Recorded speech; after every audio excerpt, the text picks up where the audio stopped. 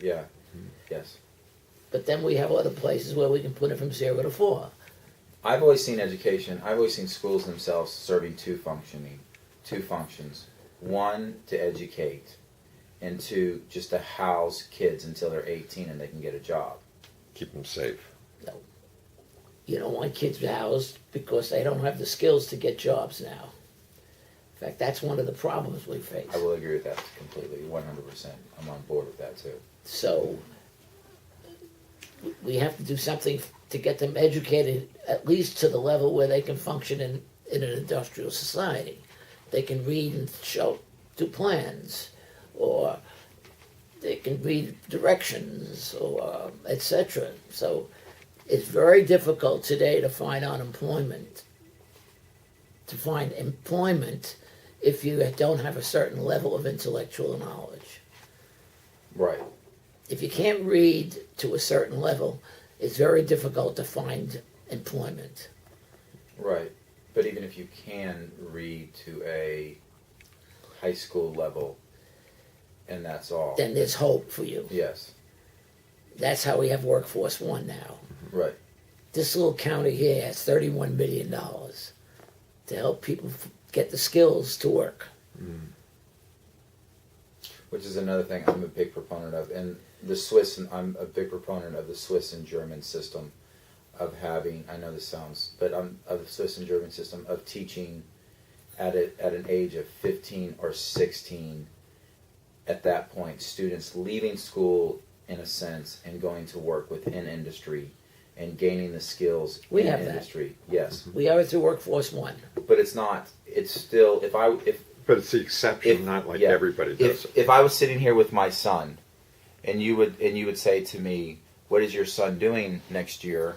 and I would say, "Oh, my son is in Workforce One," most people who are sitting there would be like, Oh, God. "He's one of those children." Whereas would say he's going to Florida State next year, it'd be a whole different it would have a whole different outlook. The way you would be looking at me, the way most people would be looking at me as a parent and as him as a No, child. I would look at you and say to myself, this kid is not functioning to a level that's able to go to Florida State. Right. Because That's why if he could go to Florida State and you were sending him to Workforce One, I would tell you, don't do that.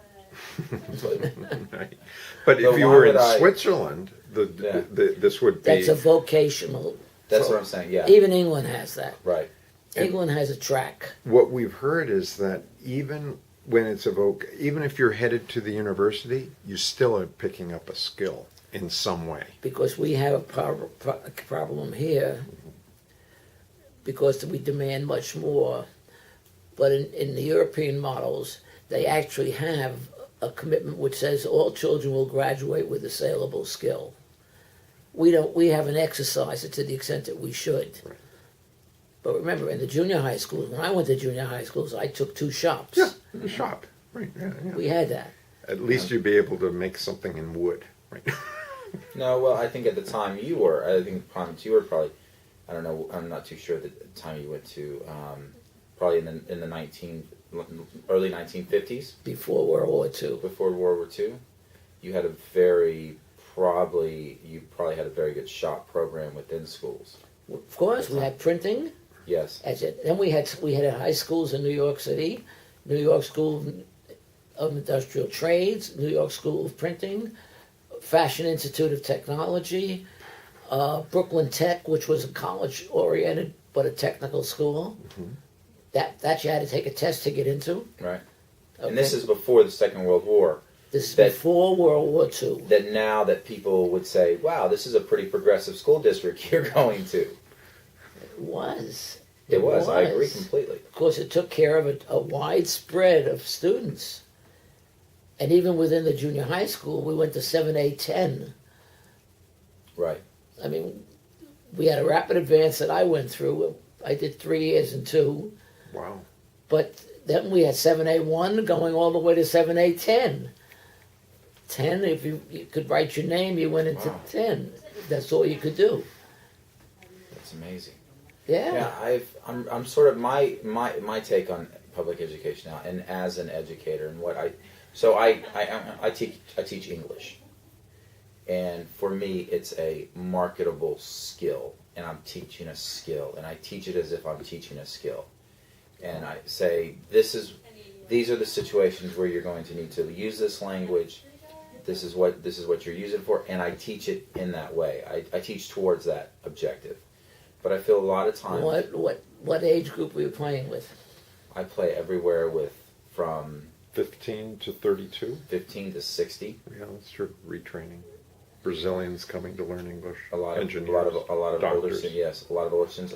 I work with all the way from students who are preparing to go to universities and who need academic English and academic prep to students who are coming from corporations and are needing to transition into English language offices.